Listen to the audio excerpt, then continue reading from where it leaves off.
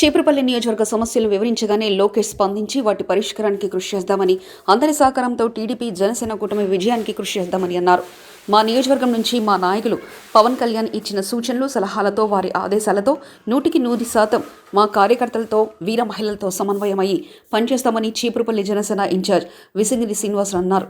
చీపురుపల్లిలోని పాత్రికేయులతో శంఖారావం సభ అనంతరం ఆయన మాట్లాడారు.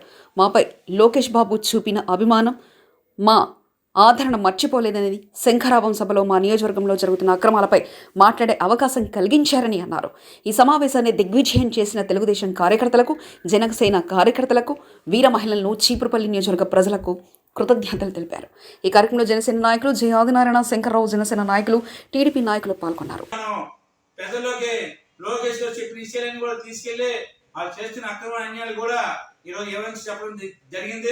అలాగే జనసేన పార్టీ కూడా చెప్పడం జరిగింది.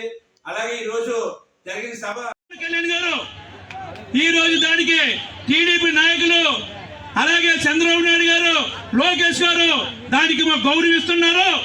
చాలా ధన్యవాదాలు తెలుపుకుంటున్నాను.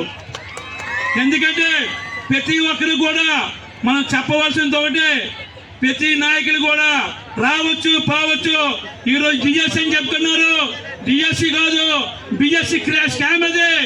ఎందుకంటే బొత్స సత్యనారాయణ స్కామ్ 6,000 కొంత ఉద్యోగాలు అని చెప్పి ఎలక్షన్ ముందు చెప్పి ఆ అప్లికేషన్ డబ్బులు కూడా ఒక 60-70 కోట్లు వస్తుంది, అది కూడా దోసుకోవడానికి ముందుకు వచ్చారు. ఇప్పుడు మీకు తెలిసిందా?